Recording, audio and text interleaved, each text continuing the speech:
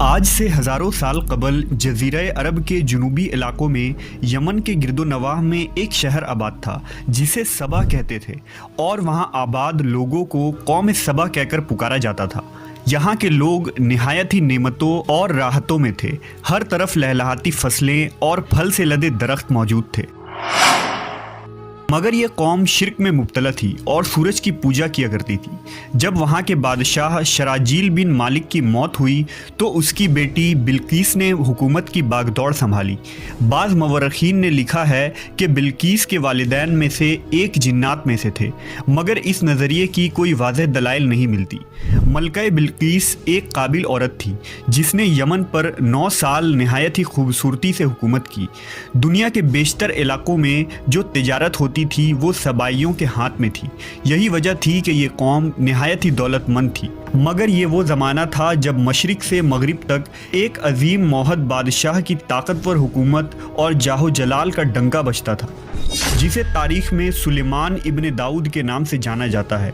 حضرت سلیمان علیہ السلام کی حکومت دنیا کے بیشتر ممالک میں تھی، جس کا دارالخلافہ یروشلم شہر تھا۔ آپ کو ہوا، جنات، چرند و پرند اور جانوروں پر حکمرانی عطا کی گئی تھی۔ ایک دن کا واقعہ ہے کہ حضرت سلیمان علیہ السلام نے دربار لگایا تو جن و انس، جانور اور پرندے سب کے سب حاضر ہوئے، مگر ان کا چہیتا پرندہ ہدہد غائب تھا۔ آپ نے پوچھا ہدہد کہاں ہے؟ جب وہ نظر نہ آیا تو سلیمان علیہ السلام نے فرمایا اگر وہ اپنی غیر حاضری کی کوئی مناسب وجہ پیش نہ کر سکا تو اسے ذبح کر دیا جائے گا۔ ابھی یہ گفتگو ہو رہی تھی کہ ہدہد حاضر ہو گیا۔ پوچھا گیا تم کہاں تھے؟ ہدہد نے بڑے احترام سے جواب دیا، اے اللہ کے پیغمبر، میں اڑتے اڑتے ایک ایسے ملک پہنچ گیا جہاں لوگ شرک میں مبتلا دیکھے۔ وہ آگ اور سورج کی پوجا کرتے ہیں۔ ان کی ایک رانی ہے جسے وہ بلقیس کے نام سے پکارتے ہیں۔ وہ ایک بہت بڑے تخت پر بیٹھ کر حکومت کرتی ہے۔ اس کے تخت میں قیمتی ہیرے جواہرات لال زمرد جڑے ہوئے ہیں، اور اس کے پاس تمام شاہی سامان آرائش و نمائش کے موجود ہیں۔ حضرت سلیمان علیہ السلام نے کہا اگر تمہاری بات سچ ہے تو میرا خط اس ملکہ تک پہنچاؤ تاکہ وہ شرک سے باز آ جائے، اور خط پہنچانے کے بعد وہاں بیٹھ کر سنو کہ وہ کیا رد عمل اختیار کرتی ہے، اور پھر آ کر مجھے خبر دینا۔ حضرت سلیمان علیہ السلام نے خط روانہ کیا، جو کچھ یوں تھا: شروع اللہ کے نام سے جو بڑا مہربان اور رحم فرمانے والا ہے۔ یہ عزت والا خط سلیمان ابن داؤد کی جانب سے ملکہ سبا بلقیس کی طرف ہے۔ جو ہدایت کی پیروی کرے اس کے لیے سلامتی ہے۔ مجھ پر غلبہ کی خواہش نہ کرو، میرے مقابلے میں سرکشی اختیار نہ کرو، بلکہ فرما بردار اور مطیع ہو کر میرے پاس آ جاؤ۔ یہ خط دراصل ملکہ سبا اور اس کی قوم کی طرف دعوت اسلام تھی۔ ہدہد نے یہ خط لے جا کر ملکہ بلقیس کی گود میں گرا دیا۔ ملکہ کے دربار میں اس وقت 300 کے قریب سردار بیٹھے تھے۔ انہوں نے جب یہ خط پڑھا تو طیش میں آ گئے اور کہا کہ یہ ہماری توہین ہے، ہمیں اس کا سخت جواب دینا چاہیے۔ مگر ملکہ بہت سمجھدار تھی، اس نے انہیں سمجھایا کہ خط سے پتہ چل رہا ہے کہ یہ کوئی عام شخص نہیں، خدا کا کوئی پیغمبر ہے، لہٰذا ہمیں حکمت سے کام لینا چاہیے۔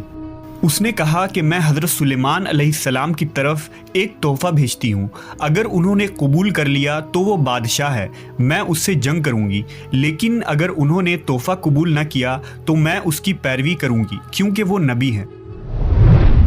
ہدہد یہ ساری گفتگو سن رہا تھا۔ اس نے آ کر حضرت سلیمان علیہ السلام کو ساری بات بتا دی۔ حضرت سلیمان علیہ السلام نے جنات کو حکم دیا کہ شہر میں داخل ہونے والے راستے پر سونے چاندی کی اینٹوں کا فرش بچھا دیا جائے۔ راستے کے دونوں جانب سونے کی عجیب الخلقت جانور کھڑے کر دیے جائیں۔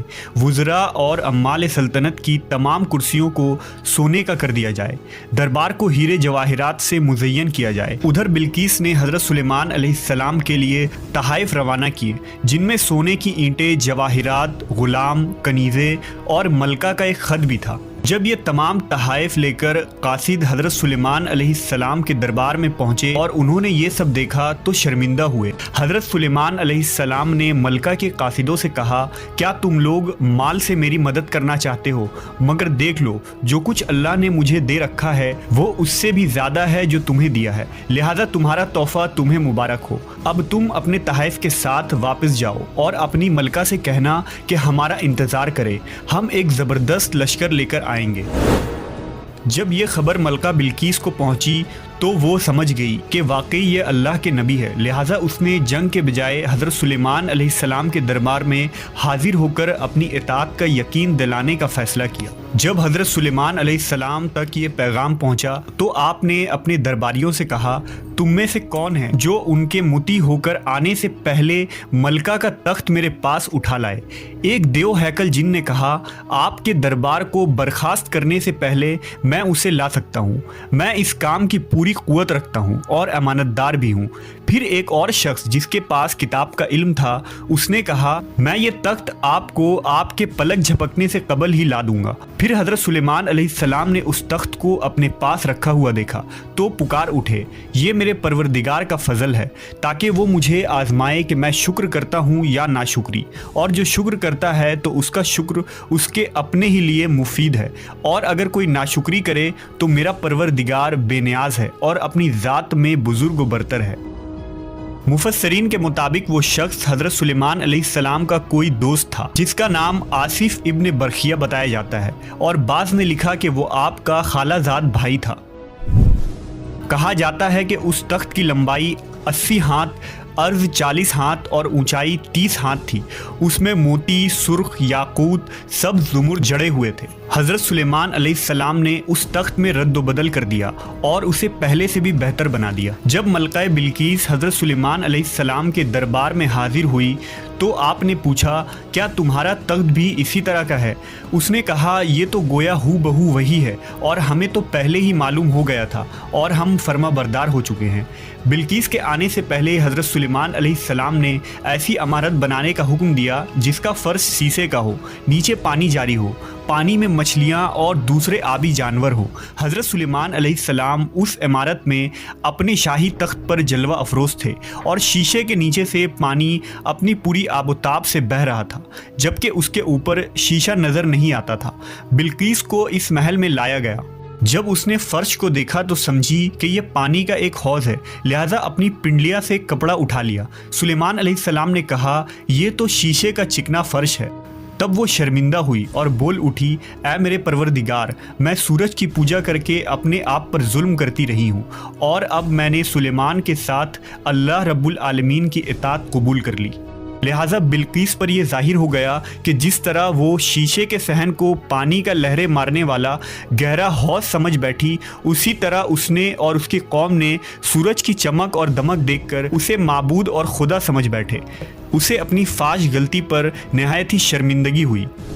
बाज़ मवर्रखीन ने लिखा कि इस वाक़े के बाद मलका सबा मुसलमान हो गई और हज़रत सुलेमान अलैहिस्सलाम के निकाह में आ गई, जबकि बाज़ ने लिखा कि आपने बिल्कीस को यमन वापस भेज दिया और उसके लिए वहाँ 3 बड़े महल तामीर करवाए।